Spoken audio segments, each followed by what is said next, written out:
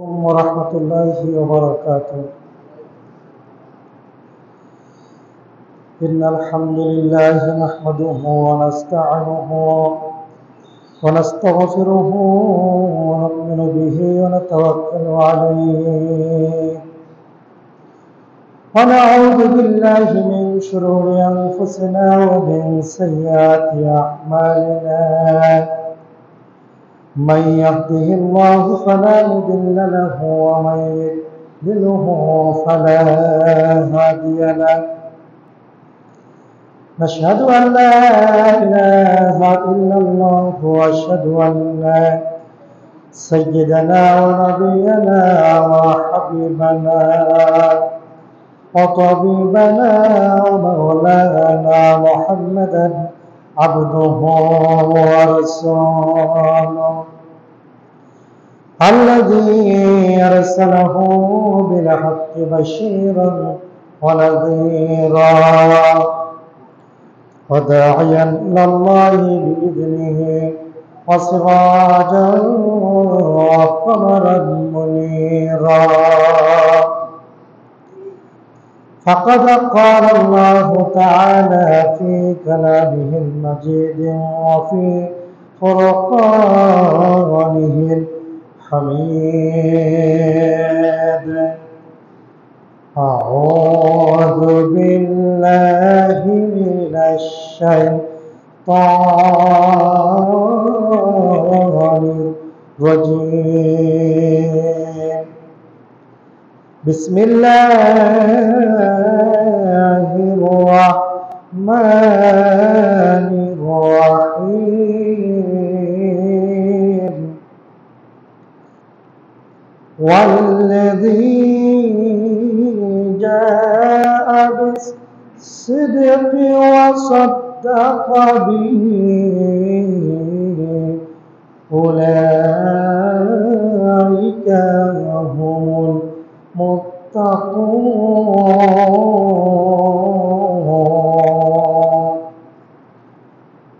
صدقت يا ربنا إن الله تعالى وملائكته يصلون على النبي يا أيها الذين آمنوا صلوا عليه وسلموا تسليما كثيرا كثيرا. اللهم صل على محمد وعلى آل محمد كما صليت على إبراهيم وعلى آل إبراهيم إنك حميد مجيد. اللهم بارك على محمد وعلى آل محمد كما باركت على إبراهيم وعلى آل إبراهيم إنك حميد مجيد. الحمد لله। সম্মানিত উপস্থিত ওলামায়ে কিরাম, ফাদালে আযম, মুসল্লিয়ানে কিরাম, আমরা আল্লাহ তাআলার কাছে লাখো শুকরিয়া জ্ঞাপন করি যে মালিক আমাদেরকে সুস্থতা রেখেছেন। সুস্থতা রাখার মালিক কে? একমাত্র আল্লাহ, যিনি আমাদের সুস্থতা রেখেছেন। হাজারো ব্যস্ততা উপেক্ষা করে মহান আল্লাহ রব্বুল আলামিনের ঘরে আসার এবং বসার তৌফিক দান করেছেন। সেই মালিকের কাছে আমরা মনটাকে উজাড় করে দিয়ে শুকরিয়া জ্ঞাপন করছি। সকলে বলছে আলহামদুলিল্লাহ। শেষ নবীর উপর তিলাওয়াত ও দরুদ ও সালাত প্রেরণ করে দেন যিনি মানবতার মুক্তির দূত, সাইয়্যিদুল মুরসালিন, রাহমাতাল লিল আলামিন, খাতামান নবিয়্যিন, শেষ নবী, আখির নবী মুহাম্মদুর রাসূলুল্লাহ। সকলে বলে সাল্লাল্লাহু আলাইহি ওয়াসাল্লাম।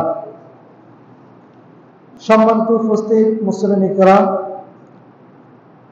আপনাদের সামনে আমি একটি মাত্র আয়াত তেলাওয়াত করেছি, সূরাতুল সূরাতুল জুমার 33 নম্বর আয়াত। এই আয়াতের মূল শিক্ষা কি, মূল আলোচ্য বিষয় কি, আমাদের এটা জানতে হবে। এই সূরাতুল জুমার 33 নম্বর আয়াতের মূল আলোচ্য বিষয়, মূল শিক্ষা এবং আজকের আলোচনার মূল সাবজেক্ট হলো, যদি আল্লাহ তাআলার কাছে মর্যাদাবান হতে চাও তাহলে সদা সর্বদা সত্য কথা বলতে হবে। আজকাল আলোচনার সাবজেক্ট সদা সর্বদা সত্য কথা বলতে হবে। আমাদের দেশে একটা ভুল কথা আছে, মিথ্যা কথা, ডাহা মিথ্যা কথা। এটা আমাদের মৌখিকভাবে চলিতে আসতেছে, কিন্তু কোরআন হাদিসের দ্বারা কোনো প্রমাণ আদি নেই। আমরা সকলেই জানি, সকলেই বলে এই কথাটা, জীবন বাঁচার ক্ষেত্রে নাকি মিথ্যা কথা বলতে হয়। এটা সম্পূর্ণ ডাহা মিথ্যা কথা। কোন ক্রমে কোন সময় মিথ্যা কথা বলা যাবে না। হ্যাঁ, এখানে একটা হাদিস এসেছে, তিরমিজি শরীফের হাদিস, 1939 নম্বর হাদিস। তিরমিজি শরীফের 1939 নম্বর হাদিস। এখানে একটি মাত্র হাদিস এসেছে, শুধুমাত্র কৌশল অবলম্বন করে 3 জায়গায় মিথ্যা কথা বলা যায়। কয় জায়গায়? 3 জায়গায়। কিন্তু কৌশল অবলম্বন করে বলতে হবে, ডাইরেক্টলি মিথ্যা কথা বলা যাবে না। আলোচনা শেষে আমি এই 3টি কথা বলে আমরা নামা শুরু করে দেব। লাস্টে বলবো যে কৌশল অবলম্বন করে 3 জায়গায় মিথ্যা কথা বলা যায়, ডাইরেক্টলি নয়, কৌশল অবলম্বন করতে হবে। শুনে রাজি আছেন তো ইনশাল্লাহ? যদি থাকেন তাহলে মনোযোগ সহকারে আলোচনা শুনে আমি যে কথাগুলো বলবো কথা সাপোর্ট দিতে হবে। আপনারা যদি কথা সাপোর্ট না দেন তাহলে কথা তো মুক্তি বাইর হবে না আমার, ঠিক না? আসল আমরা যদি আল্লাহ তাআলার কাছে মর্যাদাবান হতে চাই তাহলে কি হতে হবে? সত্যবাদী হতে হবে, সত্য কথা বলতে হবে। আরবিতে বলা হয় সাদিক। সাদিক মানে সত্য কথা। এখানে 3টি কথা এসেছে, সাদিক, সদাকুন এবং সিদ্দিক। 3টি শব্দ, সাদিক, সদাকুন, সিদ্দিক। কয়টি শব্দ? 3টি। তাফসীর বুঝে যান, শুধুমাত্র এই যে ধারাবাহিক তাফসীর করলে হবে না, তাফসীর বুঝতে হবে, তদনুযায়ী আমল করতে হবে। সাদিক, সদাকুন, সিদ্দিক। কয়টি কথা বলছি আমি? 3টি। সাদিক মানে হচ্ছে সত্য কথা বলা। সাদিক মানে সত্য কথা বলা। আর সদাকুন মানে হচ্ছে সত্য পথে চলা। সত্য পথে চলা। তাহলে 2টি শব্দ 2 রকমের হয়ে গেল না? সাদিক মানে হচ্ছে সত্য কথা বলা, আর সদাকুন মানে হচ্ছে সত্য পথে চলা। এই 2টাই মিলে সমন্বয় করে সিদ্দিক মানে হচ্ছে সত্য কথা বলা, সত্য পথে চলা, অর্থাৎ A to Z সত্য পথে চলার নামই হচ্ছে সিদ্দিক। সেটা হচ্ছে সিদ্দিক। আমাদের প্রথম খলিফা আমরা সকলেই জানি হযরত আবু বকর সিদ্দিক। এটা আল্লাহ তাআলা উপাধি নাম একটা দিয়েছেন। উনি সত্য কথা বলেন, সত্য পথে চলেন, সেই কারণে ওনাকে বলা হয়েছে কি? সিদ্দিক। আর যদি সত্য কথা বলতেন, সত্য পথে চলতেন না, তাহলে ওনাকে বলা হবে কি? সাদিক বলে হতো। আর কোন ব্যক্তি যদি সত্য পথে চলে কিন্তু সত্য কথা না বলে, তখন তাহলে তার উপাধি হবে সদাকুন। আর কোন ব্যক্তি যদি সত্য কথাও বলে, সত্য পথেও চলে, তাহলে তার নাম হবে কি? সিদ্দিক। তাহলে আমরা কি হতে চাই? সিদ্দিক হতে চাই। আমরা সত্য কথা বলবো এবং সত্য পথে চলব। এখন আসুন আমরা তাফসীরের ভিতরে প্রবেশ করি। অন্তত 3টি শব্দ তো বুঝতে পেরেছেন। তাহলে সাদিক মানে হচ্ছে কি? সত্য কথা বলা। আর সদাকুন মানে হচ্ছে সত্য পথে চলা। আর 2টাকে সমন্বয় করে হচ্ছে সিদ্দিক মানে হচ্ছে সত্য পথে সত্য কথা, অর্থাৎ A to Z সত্য পথে সত্য কথা বলার নামই হচ্ছে সিদ্দিক। আমরা সকলেই হতে চাই সিদ্দিক। ইনশাআল্লাহ হব তো? ইনশাআল্লাহ। আমরা সদা সর্বদা যতদিন পর্যন্ত আমাদের শেষ নিঃশ্বাসটুকু আছে ততদিন পর্যন্ত আমরা সত্য পথে সত্য কথা আমরা বলতেই থাকবো, ঠিক না? আপনি যদি নামাজ পড়েন কিন্তু মিথ্যা কথা ছাড়তে পারেন নাই, আপনি রোজা রাখেন কিন্তু সত্য পথে চলতে পারতেছেন না, তাহলে এই রোজা, এই নামাজ, এই হওয়াজ আপনার চার আনা কাজে লাগবে না। তাহলে আজকে আলোচনার সাবজেক্ট কি? আল্লাহর কাছে মর্যাদাবান হতে হলে আমাদেরকে সিদ্দিক হতে হবে। কি হতে হবে? সিদ্দিক হতে হবে। আমরা আজকে থেকে নিয়াত করব, আমাদের জীবন চলে গেলে যা কোনো সমস্যা নাই, কিন্তু আমাদের সত্য কথা, সত্য পথে চলতে হবে। আসল এখানে আপনাদের সামনে আমি সূরাতুল জুমা 33 নম্বর আয়াত তেলাওয়াত করেছি। আল্লাহ তাআলা বলেছেন, ওয়াল্লাযীনা জাআ বিস-সিদকি ওয়া সাদ্দাকা বিহি উলাইকা হুমুল মুত্তাকুন। আল্লাহ রাব্বুল আলামিন বলেছেন, ওয়াল্লাযীনা যারা জাআ বিস-সিদকি ওয়া সাদ্দাকা, যে সত্য নিয়ে এসেছে, সত্য কথা বলেছে, সত্য নিয়ে এসেছে, সত্য কথা বলেছে। এখানে দুটো শব্দ বাড়া হয়েছে। ওয়াল্লাযীনা মানে যাহারা জাআ বিস-সিদকি ওয়া সাদ্দাকা, এবং সত্য নিয়ে এসেছে, সত্য পথে চলেছে, উলাইকা হুমুল মুত্তাকুন, এরাই হচ্ছে সঠিক পথে, এরাই হচ্ছে আল্লাহর ভীরু, এরাই হচ্ছে মুত্তাকি ব্যক্তি। অর্থাৎ যারা সত্য নিয়ে এসেছে, সত্য পথে চলেছে, এরাই হচ্ছে কে? মুত্তাকি। এটা কে বলেছেন? আল্লাহ বলেছেন। আমি বলেছি? আমাদের রব, যিনি আপনাকে আমাকে সৃষ্টি করেছেন, তিনি এই উপাধি দিয়েছেন। আল্লাযীনা জাআ বিস-সিদকি ওয়া সাদ্দাকা বিহি উলাইকা হুমুল মুত্তাকুন, যে ব্যক্তি সত্য নিয়ে এসেছে এবং সত্য পথে চলেছে, উলাইকা হুমুল মুত্তাকুন, ওই ব্যক্তিগুলাই হলো মুত্তাকি, আল্লাহ ভীরু। আর বাকিগুলো সব মিথ্যা। এ কথা আমি বলেছি না আল্লাহ বলেছেন? সূরা জুমারের 33 নম্বর আয়াত ভাষাতে তাফসীর করে দেখবেন। আল্লাহ তাআলা বলেছেন, আল্লাযীনা জাআ বিস-সিদকি ওয়া সাদ্দাকা বিহি উলাইকা হুমুল মুত্তাকুন, যারা সত্য নিয়ে এসেছে, সত্য পথে চলেছে, ওই ব্যক্তিগুলো হলো আল্লাহর ভীরু এবং মুত্তাকি। আর বাকি যতগুলো আছে সম্পূর্ণ মিথ্যা পথে পথভ্রষ্ট অবস্থায় রয়েছে। আমরা কি হব? মুত্তাকি হব, আল্লাহর ভীরু হব। তাছাড়া সম্পূর্ণ এগুলা আল্লাহ তাআলার আইনের বিপরীত। এখন আসুন, আমাদেরকে সত্যবাদিত হতে হবে। আল্লাহ রাব্বুল আলামিন সূরাতুন নিসার 67 নম্বর আয়াত আল্লাহ তাআলা সুন্দরভাবে ঘোষণা দিয়েছেন, যে ব্যক্তি সত্য কথা বলে এবং সত্য পথে চলে, তাদের জন্য একটি সুসংবাদ। আল্লাহ তাআলা বলেছেন, ফাউলাইকা মা'আল্লাযীনা আন'আমা আল্লাহু আলাইহিম মিনান নাবিয়্যিনা ওয়াস-সিদ্দীকিনা ওয়াশ-শুহাদা ওয়াস-সালিহিন। আল্লাহ রাব্বুল আলামিন সুসংবাদ দিয়েছেন, যারা সত্য কথা বলে, সত্য পথে চলে, তাদের জন্য একটি সুসংবাদ দিয়েছেন। আল্লাহ তাআলা বলেছেন, মিনান নাবিয়্যিনা ওয়াস-সিদ্দীকিনা ওয়াশ-শুহাদা ওয়াস-সালিহিন। এখানে 4 শ্রেণীর ব্যক্তির কথা বলা হয়েছে। কয় শ্রেণীর ব্যক্তি? 4 শ্রেণীর ব্যক্তির কথা বলা হয়েছে। মিনান নাবিয়্যিন, এক নম্বর হচ্ছে নবীগণ, ওয়াস-সিদ্দীকিন, সিদ্দিক মানে কি? সত্যবাদীগণ। 2 নম্বর আছে শুহাদা এবং শহীদগণ।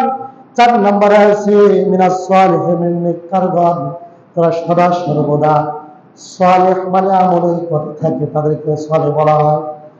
যে ব্যক্তি সত্য পথে সত্য কথা বলবে, আল্লাহ রাব্বুল আলামিন আয়াতের মাধ্যমে ঘোষণা দিয়েছেন, ওই ব্যক্তিগুলা নবী এবং রাসূলদের সঙ্গে জান্নাতের ভিতরে থাকবে। সুবহানাল্লাহ। তাহলে এই আয়াত থেকে প্রমাণ হয় যে ব্যক্তিগুলা জীবন দশায়, জীবন দেখতে গেলে সত্য পথে সত্য কথা বলবে, এই ব্যক্তিগুলা কাদের সাথে থাকবে? নবী এবং রাসূলদের সাথে থাকবে। শহীদগণ, নবী, রাসূল, শহীদ, সিদ্দীকিন অর্থাৎ সৎ কথা যারা বলে, নেককার আমল ব্যক্তি, এই 4 জন ব্যক্তি আল্লাহ রাব্বুল আলামিন একই জান্নাতে রেখে দিয়েছেন। সুবহানাল্লাহ। তা আমরা কি এই জান্নাতের ভিতরে রাসূল এবং নবীগণদের সাথে থাকতে চাই? যদি থাকতে চাই, তাহলে আমাদেরকে সদা সর্বদা সত্য কথা বলতে হবে। আমাদের দেশে একটা মিথ্যা প্রচলন আছে। প্রচলনটা কি এটা আমি জানি না, এবং আল্লাহ রাব্বুল আলামিন এই ছোট্ট জ্ঞানে, সেই ছোট্ট বয়সে আপনাদের দোয়ায় অনেক তাফসীর পড়েছি, অনেক হাদিস পড়েছি। কখনো কোনোদিনও কোথাও আমি দেখি নাই যে জীবন বাঁচার ক্ষেত্রে মিথ্যা কথা বলা আছে, যদি এরকমটা যদি থাকতো তাহলে আমাদের মাথার মুকুট দেলোয়ার হোসেন সাইদি উনি জীবন বাঁচার ক্ষেত্রে মিথ্যা কথা বলা লাগতো, বলতো না?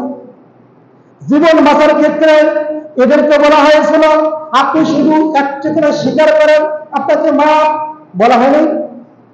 তাহলে এরা একটি কথার উপরে অটল ছিল যে জীবন থাকতে গেলে যতদিন পর্যন্ত আমাদের নিঃশ্বাস শ্বাস প্রশ্বাস থাকবে আমাদেরকে সত্য পথে থাকতে হবে।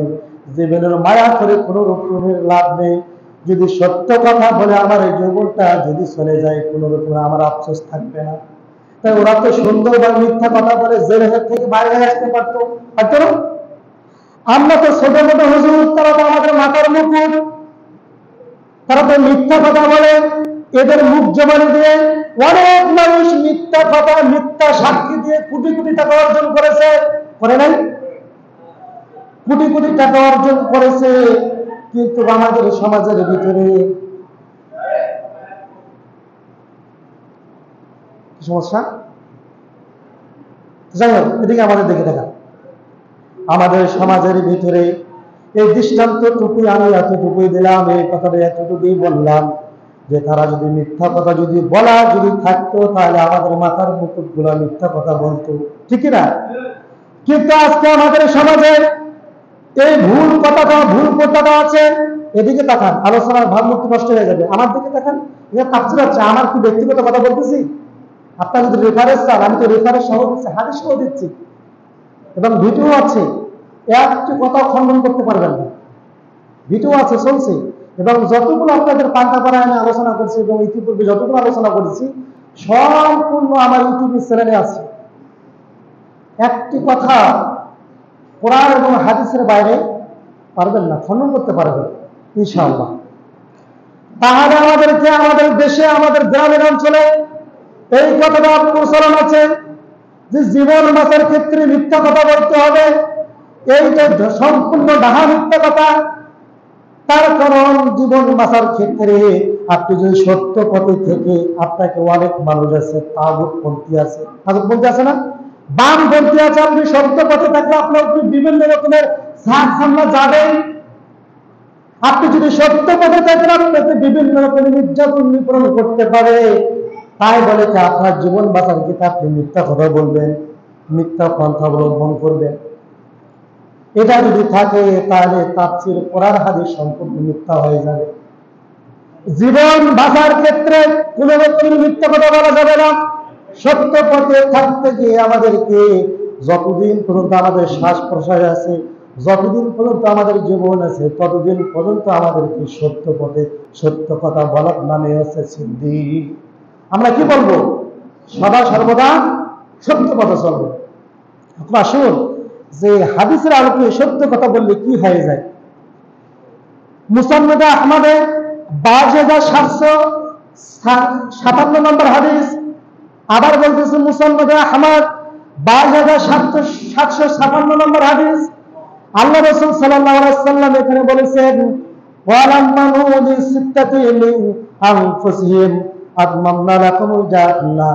আল্লাহ রাসূল সাল্লাল্লাহু আলাইহি ওয়াসাল্লাম বলেছেন আমার কোন প্রিয় বান্দা যদি মা সিত্তাতি, এখানে সিত্তাতি মানে আছে 6, সিত্তাতি মানে কি 6টি, কোন উম্মত যদি আমার যদি 6টি জিম্মাদারের দায়িত্ব যদি হয়ে যায় আমি আল্লাহ রাসূল ওয়াদা দিচ্ছি ওই উম্মতদেরকে জান্নাত যাওয়ার জন্য আমি জিম্মাদারির দায়িত্ব নিয়ে নিলাম। সুবহানাল্লাহ।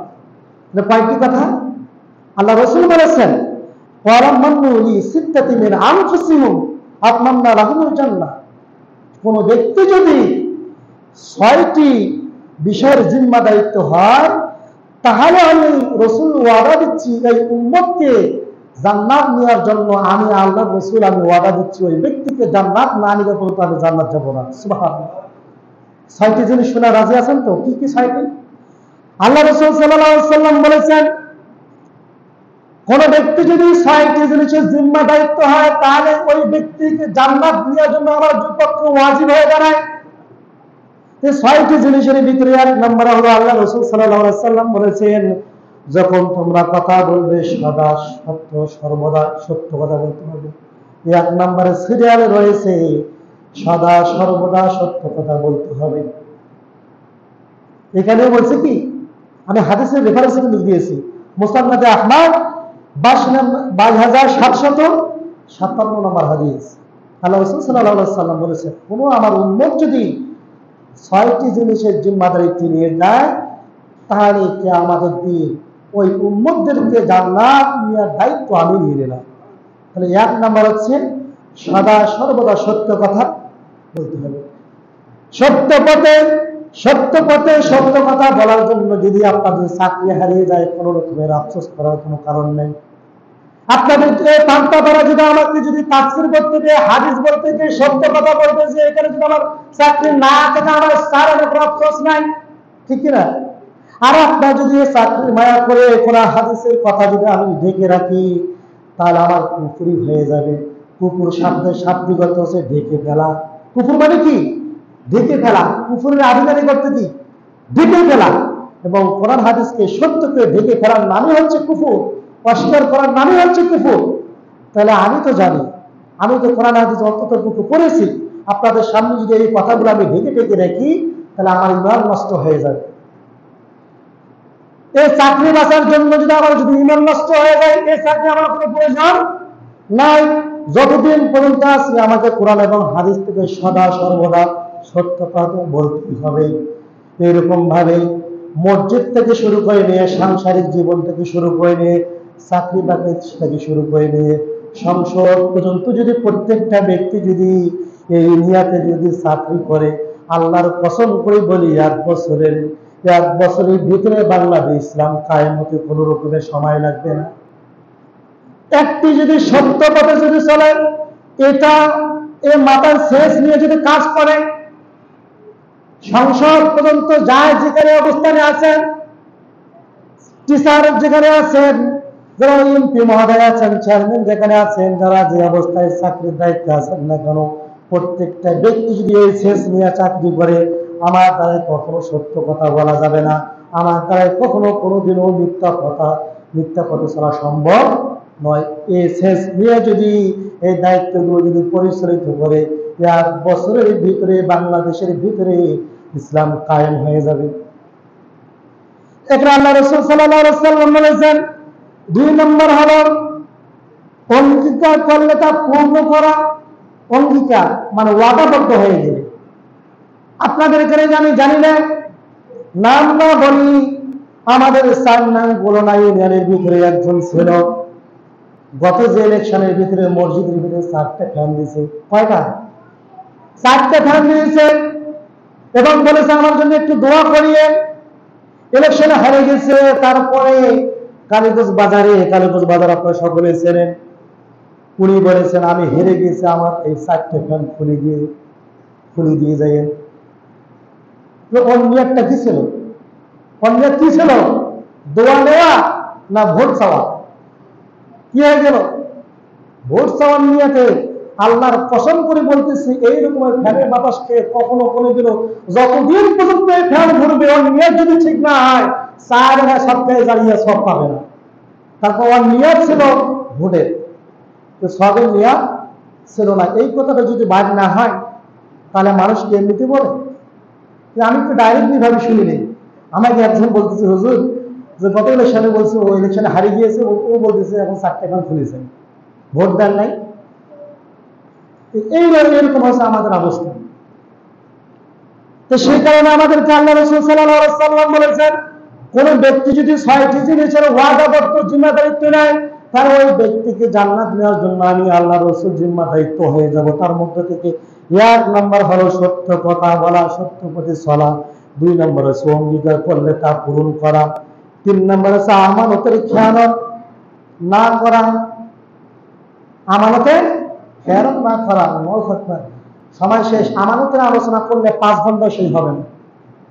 আমানত এমন একটা জিনিস, আল্লাহ রাব্বুল আলামিন বলেছে, ইন্না আরাদনাল আমানাতা আলাস সামাওয়াতি ওয়াল আরদি ওয়াল জিবাল। এই আয়াতটুকু নাযিল হয়েছে আমানতের ব্যাপারে। আল্লাহ রাব্বুল আলামিন এই আমানতটুকু যখন দেওয়ার পূর্ব মুহূর্তে পৃথিবীতে গাছপালা, নদী, নালা, খাল, বিল যা কিছু আছে, মানুষ, জিন যা কিছু এই পৃথিবীতে আছে, সকলকে ডাক দিয়েছেন। ডাক দেওয়ার পরে বলতেছে আমানত কে নেবে, আমানত কে নেবে? পাহাড় বলে যে আল্লাহ আমার পক্ষে আমানত রক্ষা করা সম্ভব নয়। পোকামাকড় বলে আমাদের পক্ষে কখনো কোনোদিন আমানত রক্ষা করা কোনো রকমের সম্ভব নয়। তার কারণ আমানত একটা এমন জিনিস, কোন ব্যক্তি যদি আমানতের খেয়ানত করে ওই ব্যক্তির মৃত্যুর সঙ্গে সঙ্গে ওই ব্যক্তিটা মুনাফিক হয়ে যাবে। আমানতের খেয়ানতকারী ব্যক্তি কি মুনাফিক? যে ব্যক্তির মানে তিনটা গুণ থাকবে এই ব্যক্তি মুনাফিক। আবু হুরায়রা এই হাদিসটি বর্ণনা করেছেন বুখারী শরীফের ভিতরে। এক নম্বর হচ্ছে মিথ্যা কথা বলা, দুই নম্বর হচ্ছে অশ্লীল কথা বলা, তিন নম্বর হচ্ছে আমানতের খেয়ানত করা। এই তিনটি গুণ যাদের ভিতরে থাকবে ওই ব্যক্তি মৃত্যুর সঙ্গে সঙ্গে মুনাফিক হিসাবে যাবে। এইভাবে আল্লাহ রাব্বুল আলামিন সকলকে ডাক দিয়ে বলেছিল যে কে আমানত নেবে। কেউ আমানত নিতে চায় না, কিন্তু আমাদের কপাল করা আমরা ইনসান এ মানুষ যাতে আমরা আমানত নিয়েছিলাম। আল্লাহ কিন্তু বলেছিলাম আমানত রক্ষা করতে পারবে। কোন ব্যক্তি যদি আমানত রক্ষা করতে পারে আমি আল্লাহ ওয়াদা দিচ্ছি ওই ব্যক্তির মৃত্যুর সঙ্গে সঙ্গে জান্নাত আর কোনো হিসাব হবে না। আর কোন ব্যক্তি যদি আমানত যদি রক্ষা করতে না পারে ওই মৃত্যুর সঙ্গে সঙ্গে জাহান্নাম চলে যাবে। তাকে আল্লাহ তাআলা ইন্না আরাদনা আল আমানাতা আলাস সামাওয়াতি ওয়াল আরদ। আরদ মানে কি? জমিন। আরদ মানে আছে ইন্না মানে নিশ্চয়, ইন্না আরাদনা আল আমানাতা, ইন্না আরাদনা আমানাতা আলাস সামাওয়াতি ওয়াল আরদ ওয়াল জিবাল। এই জমিনের উপরে যাহা কিছু আছে সকলকে আমি ডাক দিয়ে বলেছিলাম আমানত কে নেবে। কেউ নিতে চাইনি, কিন্তু মানুষ নিতে চেয়েছিল। আল্লাহ রাব্বুল আলামিন সকলে ওয়াদা দিয়েছেন ওই ব্যক্তি যদি আমানত যদি রক্ষা করতে পারে ওই ব্যক্তি মৃত্যুর সঙ্গে সঙ্গে সেই ব্যক্তি জান্নাত চলে যাবে। আর কোন ব্যক্তি যদি আমানত যদি রক্ষা করতে না পারে ওই যতই হজ করুন, ওই যতই যাকাত দেন, যতই নামাজ পড়ুন, যতই তাহাজ্জুদ পড়ুন, ওই মৃত্যুর সঙ্গে সঙ্গে ডাইরেক্ট জাহান্নাম, কোনো হিসাব নাই। সেটা আল্লাহ রাব্বুল আলামিন আমানতের ব্যাপারে কঠোর হুঁশিয়ারি দিয়েছেন। আমানত অনেক আলোচনা আছে, দিকে না যায়। আল্লাহ রাসূল সাল্লাল্লাহু আলাইহি সাল্লাম বলেছেন 6টি জিনিসের ভিতরে 3 নম্বরে আমানতের রক্ষা করা, 4 নম্বর হচ্ছে তোমাদের গুপ্ত সংরক্ষণ করা, গুপ্ত অঙ্গকে সংরক্ষণ করা। আমাদের গুপ্ত অঙ্গ কি? লজ্জাস্থান। আমাদের অন্তত পক্ষে আমরা যে পুরুষ জাতি আছি এই পুরুষ জাতি আমরা শুধুমাত্র গুপ্ত অঙ্গকে হেফাজত করতে পারি, কিন্তু আমাদের মেয়ে এবং মা বোনদেরকে গুপ্ত অঙ্গ আমরা হেফাজত করতে পারি না। আমরা এখান থেকে লম্বা পাঞ্জাবি দিয়ে ডাক দিয়েছি আমি, আমার স্ত্রী যদি বেপরদা হয়ে দাঁড়ায় তো পর্দা রক্ষা হয়ে গেল। আল্লাহ রাব্বুল আলামিন এবং আল্লাহ রাসূল সাল্লাল্লাহু আলাইহি ওয়াসাল্লাম বলেছেন দায়ুসুল লা ইয়াদখুলুল জান্নাহ, দায়ুস কখনো জান্নাত যেতে পারে না। যে ব্যক্তি তার স্ত্রী এবং মেয়েদেরকে পর্দায় রাখতে পারে না ওই ব্যক্তি যেন বিবাহ না করে। কি বলেছেন? আল্লাহ রাসূল বলেছেন যে ব্যক্তি যেন স্ত্রীকে কন্ট্রোল করার মতো ক্ষমতা যদি না থাকে তাহলে ওই ব্যক্তি রোজা রেখে ব্যক্তি যৌন অঙ্গকে ক্ষয় করবে। তাকে অত বিবাহ করলে সমাজের বেরিয়ে গেল, তার কারণ ওই বউকে কন্ট্রোল করার মতো ক্ষমতা নেই। এদিকে না যায় আমরা যেমনি ভাবে নিজের যৌন অঙ্গকে হেফাজত করবো আমাদের স্ত্রী এবং মেয়েদেরকে এইরকম ভাবে যৌন অঙ্গ এবং পর্দা রাখার চেষ্টা করবো। তারপর আল্লাহ রাসূল সাল্লাল্লাহু আলাইহি সাল্লাম বলেছেন 5 নম্বর তোমাদের দৃষ্টিকে নিম্নগামী রাখতে হবে, দৃষ্টিকে নিম্নগামী রাখতে হবে। আল্লাহ রাসূল সাল্লাল্লাহু আলাইহি সাল্লাম উঠে যাচ্ছেন, উটের পিঠে চড়ে যাচ্ছেন, সার করতেছেন। এমন তো অবস্থায় একজন মনে করতেছেন একজন সাহাবা স্ত্রী মেয়ে সাহাবা এসে আল্লাহ রাসূলকে মাসালা জিজ্ঞাসা করতেছে, যে মুখের ফেসটা কিন্তু খোলা আছে। পিছনে একজন সাহাবা বসে আছেন। আল্লাহ রাসূল সাল্লাল্লাহু আলাইহি সাল্লামকে মেয়েটা যখন কথা বলতেছে আল্লাহ রাসূল নিম্নগামী হয়ে কথা শুনতেছেন এবং কথার উত্তর দিচ্ছেন। এবং পিছনে যে সাহাবা রয়েছে আল্লাহ রাসূল সবসময় বলতেছে তুমি তোমার নজরটা নিম্নগামী করো, তোমার নজরটা নিম্নগামী করো। একবারও বলে নাই যে হে মেয়ে তুমি কেন পর্দা করো, আসলে না, একবারও বলে নাই। তার সাহাবাকে বলতেছে তোমার নজরটা নিম্নগামী করো। মেয়েটাকে একবারও ধমক দিয়ে বললে না, তুমি পর্দা মুখটা ঢাকে আসলে না কেন? তাহলে এখান থেকে শিক্ষা হচ্ছে আমাদের হচ্ছে কোন মেয়ে রাস্তা দিয়ে যাবে, কার কি হয়ে যাবে আমাদের দেখার বিষয় নয়। হঠাৎ করে চোখ পড়ে একবার যদি চোখ পড়ে আমাদের সঙ্গে সঙ্গে নিম্নগামী হতে হবে। আর আপনি যদি বলেন হাদিসের ভিতরে একবার তো বলা আছে, জলম ধরে আপনি দেখতে আছেন ঘন্টার পর ঘন্টা, আপনার চোখের যে স্বাদ আছে আপনি নিয়ে নিয়েছেন, কালকে আমাদের দিন আল্লাহ রব্বুল আলামিন এই চোখগুলো আগুনের শিকল দিয়ে হানবে। সেখানে বলেছেন 5 নম্বর হচ্ছে আল্লাহ রব্বুল আলামিন আল্লাহ রাসূলকে বলেছেন, কোন ব্যক্তি যদি নিম্নগামী হয়ে যদি পথ চলে, ওই ব্যক্তিদেরকে জান্নাত নেওয়ার জন্য জিম্মাদারির দায়িত্ব আল্লাহ রাসূল নেবেন। 6 নম্বর হচ্ছে অন্যায় কাজ থেকে তোমাদের হাতকে ফিরিয়ে রাখবে। এখানে শুধুমাত্র হাত, শুধু অন্যায় কাজ থেকে নয়, আমাদের অঙ্গ প্রত্যঙ্গ যাহা কিছু আছে অন্যায় কাজ থেকে ফিরিয়ে আসতে হবে। আগে সর্বপ্রথম হাতের হিসাব নিকাশ নেওয়ার আগে আগে পায়ের হিসাব নিকাশ নেবেন। তার কোনো পা তো এখানে দিয়েছে, পা যখন জমান করে যাবে আল্লাহ, ওই ব্যক্তি যে আমাকে যদি ওইখানে যদি এই সার্কাসের মন্ডলে যদি আমাকে যদি না নিয়ে তো আমি যাচ্ছি না, তারপর চক্ষুকে ধরা হবে। চক্ষু বলবে আল্লাহ ওই ব্যক্তি যদি না যেত তাহলে আমি চক্ষু দিয়ে সার্কাস দেখতাম না, অশ্লীল কোনো দেখতাম না। তারপর কানকে বলবেন, কান দিয়ে কেন শুনেছ? আল্লাহ রাব্বুল আলামিনের পক্ষে কান সাক্ষী দেবে আল্লাহ, ওই ব্যক্তি যদি সার্কাসে মণ্ডপে যদি না যেত, গানের শব্দ কানের ভিতরে আসতো না। এরকম করে আপনার সব অঙ্গ প্রত্যঙ্গ, হাত পা যাহা কিছু আছে সম্পূর্ণ আপনার বিপক্ষে সাক্ষী দিবে। তখন আপনি কি করবেন? তাহলে আমাদেরকে সব সময় আমাদেরকে চেষ্টা করতে হবে অন্যায় কাজ থেকে আমাদেরকে বিরত থাকতে হবে। তাহলে এই 6টি কাজ আল্লাহ রাসূল সাল্লাল্লাহু আলাইহি ওয়াসাল্লাম বলেছেন, লি সিত্তাতি মিন আনফুসিকুম আদমাল্লাহুমুল জান্নাহ। কোন ব্যক্তি যদি 6টি জিনিস, এই 6টি কথা আমি বলেছি, এই 6টি কাজের যদি জিম্মাদারিত্ব হতে পারে, আমি আল্লাহর রাসূল ওয়াদা দিচ্ছি ওই ব্যক্তি মৃত্যুর পরে তাদেরকে জান্নাত নেওয়ার জন্য জিম্মাদারিত্ব নিয়ে নেবা। সুবহানাল্লাহ। মৃত্যুর সঙ্গে সঙ্গে আল্লাহ রাসূল বলেছেন, কোন ব্যক্তি যদি এই 6টি কাজ যদি করে, তাহলে ওই ব্যক্তিকে জান্নাত ঢোকার জন্য আমি রাসূল গ্যারান্টি দিচ্ছি, জিম্মাদারিত্ব আমি নিলাম। তাহলে ওই 6টি কাজ করব ইনশাআল্লাহ, এবং জীবন বাঁচে থাকতে গেলে কখনো কোনোদিন মিথ্যা কথা বলবো না। আমি আলোচনার শুরুতে আমি বলেছিলাম যে 3 জায়গায় কৌশল অবলম্বন করে মিথ্যা কথা বলা জায়েজ আছে। কৌশল অবলম্বন করে, ডাইরেক্টলি নয়। এটা তিরমিজি শরীফের হাদিস 1939 নম্বর হাদিস। এখানে আল্লাহ রাসূল সাল্লাল্লাহু আলাইহি ওয়াসাল্লাম বলেছেন যে 1 নম্বর আছে স্ত্রীর কাছে কৌশল অবলম্বন করে মিথ্যা কথা বলা যাচ্ছে। এমন কিছু স্ত্রী আছে গন্ডার মার্কা আছে না, আপনি একটু নামাজ পড়তে বা একটা আপনার বন্ধু বান্ধবের কাছে একটু সময় একটু লেট হয়ে যাচ্ছে, 2 মিনিট আপনাদেরকে সময় নিচ্ছি, তারপর কথাটা আমি বলেছি শেষ করে নামাজ শুরু করে দেব। এমন কিছু মহিলা আছে যে পুরুষদেরকে যেমন আসামি আর পুলিশ যেরকম করে রাখে সেই রকম অবস্থা আছে না, অনেক পরিবারে আছে এরকম। এদিকে সমাজের ভিতরে ভয় না করলো যে ঠিকই স্ত্রী যে ভয় করে, আগুনের মতো ভয় করে। ঠিক আছে, কিছু কিছু মহিলা আছে স্বামীর একেবারে পৃষ্ঠে পৃষ্ঠে পৃষ্ঠে পৃষ্ঠে হিসাব নেয়। আপনি একটু বাজারে গিয়েছে, আপনার বন্ধুর সাথে অনেকদিন ধরে আপনার দেখা নাই, একটু চা খাইতে লেট হয়ে গেছে, আসতে করে ধরে ফেলছে যে আপনি এত দেরি করে ফেললেন।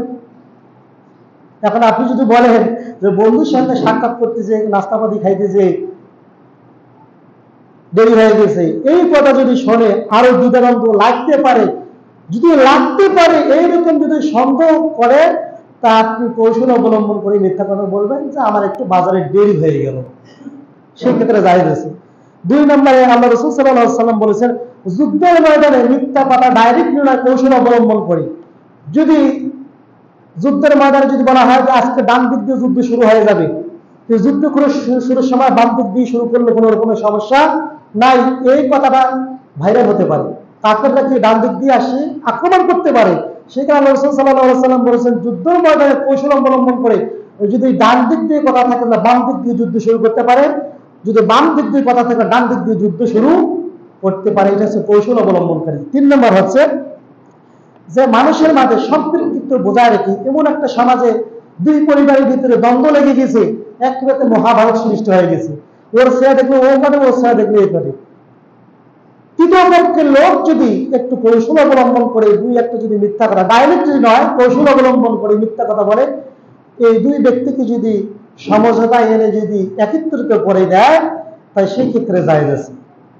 কথাটা বুঝাতে পারছি? ডাইরেক্টলি ভাষায় মানে মসজিদ থেকে বাইরে যে বলেন না হুজুর বলছে 3 জায়গা মিথ্যা কথা বলা জায়েজ আছে, যে কৌশল অবলম্বন করতে হবে। 1 নম্বর আছে স্ত্রীর কাছে, 2 নম্বর আছে যুদ্ধের ময়দানে, 3 নম্বর হলো কোনো মানুষ বা কোনো সম্প্রদায়, কোনো পরিবারের ভিতরে এমন দ্বন্দ্ব লেগে গেছে, আপনি দ্বন্দ্বটাকে সমাধান করে দিয়েছেন, কৌশল অবলম্বন করে সেটা জায়েজ আছে। এই 3 জায়গায় এই হাদিসে তিরমিজি শরীফের 1939 নম্বর হাদিস, এটা দেখতে পারেন। আল্লাহ রাব্বুল আলামিন আমাদেরকে সকলকে সত্য পথে সত্য কথা বলার তৌফিক দান করে। সকলে বলে আল্লাহুম্মা আমিন। ওয়া আখিরু দাওয়ানা আলহামদুলিল্লাহি রাব্বিল আলামিন। কথার ভিতরে কোনো রকম কষ্ট পেয়ে থাকলে ক্ষমা দৃষ্টিতে দেখবেন। আসসালামু আলাইকুম ওয়া রাহমাতুল্লাহ। আপনারা সকলে নামাজে সুজুদে বসেন।